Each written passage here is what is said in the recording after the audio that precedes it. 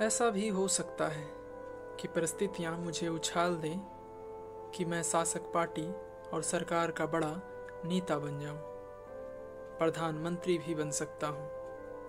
तब मुझे देशवासियों के नाम संदेश प्रसारित करना पड़ेगा।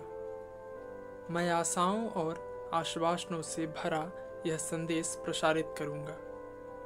मेरे देशवासियों, मैंने आप लोगों को देवियों और सज्जनों नहीं कहा।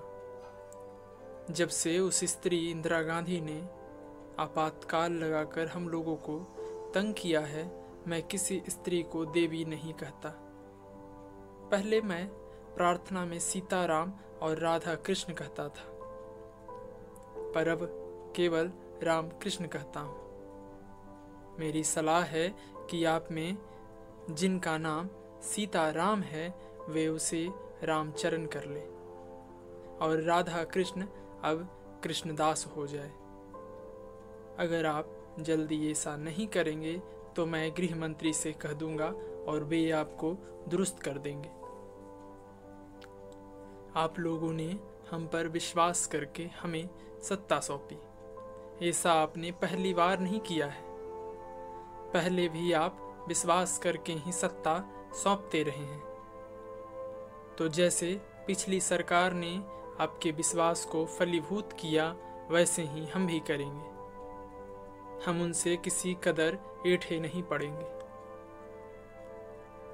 देश के सामने बहुत समस्याएं हैं। पिछली सरकार ने समस्याएं ही समस्याएं छोड़ी है। आखिर हम क्या हैं? हम भी तो पिछली सरकार की छोड़ी हुई समस्या हैं। तो देश की सबसे बड़ी समस्या गरीबी और बेकारी है। हम 10 वर्षों में गरीबी और बेकारी खत्म कर देना चाहते थे, मगर आप कहेंगे कि यह बहुत जल्दी है, 20 साल में खत्म होना चाहिए। खैर, हम समझौता कर लेते हैं, 15 सालों में गरीबी और बेकारी मिटाएंगे। आप भी खुश, हम भी खुश। पर मैं आपसे साफ कह देता हूं कि आप कितना भी जोर डालें, 15 साल से एक दिन भी ऊपर हम गरीबी और बेकारी नहीं चलने देंगे। आपको भला लगे चाहे बुरा। दूसरी समस्या महंगाई की है। सरकार जानती है कि मुनाफाखोरी हो रही है, पर मुनाफाखोरी मिट सकती है यदि लोग महंगी चीजें खरीदने से इनकार कर दें। गेहूं महंगा है तो मत खरीदिए, दाल महंगी है तो मत खरीदिए। जब लोग खरीदेंगे ही नहीं तो मुनाफाखोर किसे बेचेगा? मुनाफाखोरी अपने आप खत्म हो जाएगी। अब आप कहेंगे कि नहीं खरीदेंगे तो खाएंगे क्या? मैं पूछता हूं, क्या दाल रोटी से ही पेट भरता है? आप फल और दूध का सेवन कीजिए। फिर भी इस मामले में सरकार अपना कर्तव्य करेगी। हम महंगाई 5 साल, 3 महीने और 12 दिन में खत्म कर देंगे। हरिजनों की समस्या भी है। ये समस्याएं इसलिए पैदा हुई कि इन लोगों को हरिजन कहा जाता है। हमारे विशेषज्ञ विचार कर रहे हैं कि इन्हें कौन सा दूसरा नाम दिया जाए। जब हरिजन ही नहीं होंगे तो हरिजन समस्या भी नहीं होगी। ना रहेगा झाड़, ना बजेगी बांसुरी। झाड़ से मेरा मतलब है बांस से है। अब नया नाम खोजने और उसे बदलने में समय लगेगा। हम इस समस्या को 7 साल, 4 महीने और 13 दिनों में खत्म कर देंगे। लोग कहते हैं कि तस्करी बढ़ी है, पर तस्कर तो रोटरी क्लबों में नैतिकता पर भाषण दे रहे हैं। वे अपने ही लोगों के बीच हैं। मैंने तस्करों से बात की है, उनका स्तर उठ गया है। वे अब अंतर्राष्ट्रीय नहीं, अंतर्ग्रहीय तस्करी करना चाहते हैं। इसके लिए उन्हें कुछ अंतरिक्षयान चाहिए। हम इस बारे में अमेरिका से बात कर रहे हैं।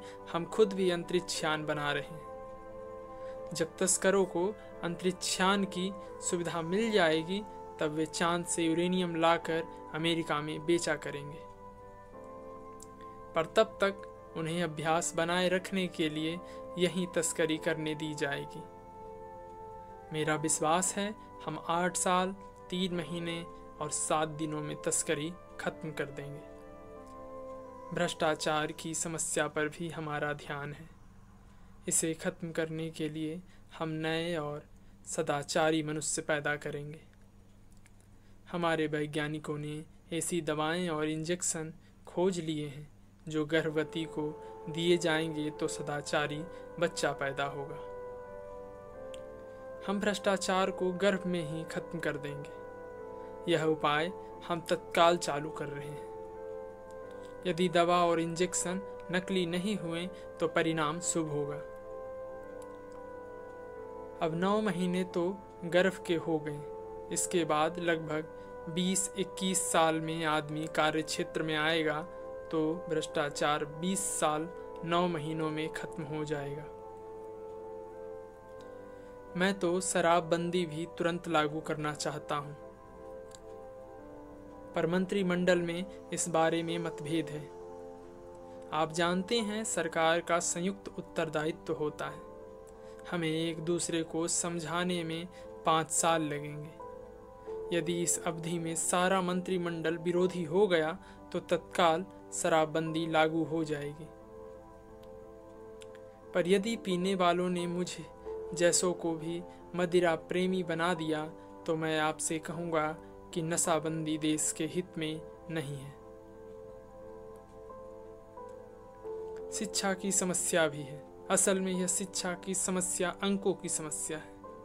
प्रश्न है 10+2+3 हो या 10+3+2 हो, 10 के बाद 2 हो या 3, यह समस्या है। हम लोग इस समस्या को 4 साल 10 महीने और 20 दिनों में सुलझा लेंगे। और भी कई समस्याएं हैं। लोग पान का पीक सड़क पर थूक देते हैं, ठोर कहीं भी गोबर कर देते हैं, कुत्ते भौंकते हैं, सांप काटते हैं, गधे रेंगते हैं, भैंसें दूध में पानी की मिलावट करती है, जानवर खुलेआम प्रेम व्यापार करते हैं, सूअर मैला खाता है, शेर बिना पकाए गोश्त खा जाता है। हम इन सब को ठीक करेंगे, पर कोई काम बदले की भावना से नहीं करेंगे।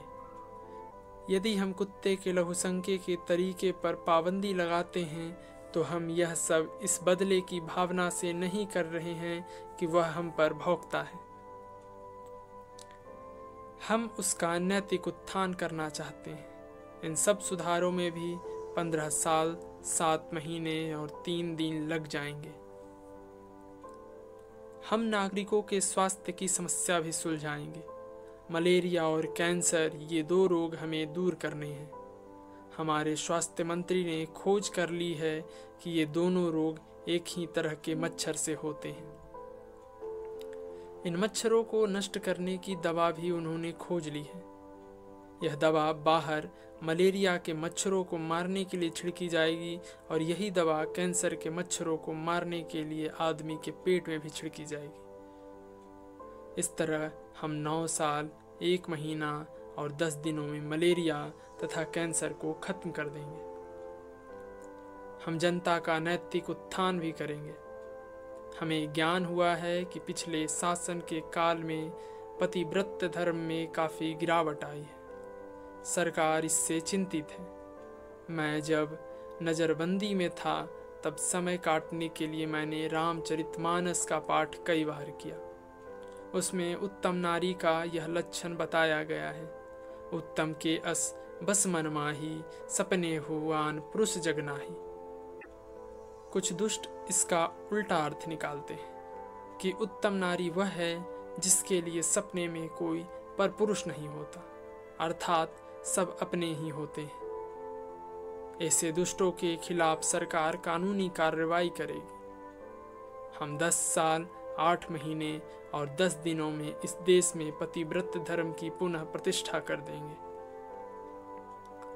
अब जोड़िए कि ये सारी समस्याएं कितने सालों में सुलझ जाएगी। गरीबी और बेकारी खत्म करने के लिए 15 साल महंगाई 5 साल 3 महीने 12 दिन इस तरह जोड़कर देखे तो सारी समस्याएं सिर्फ 101 साल 1 महीना और 15 दिनों में हल हो जाएगी। जय हिंद।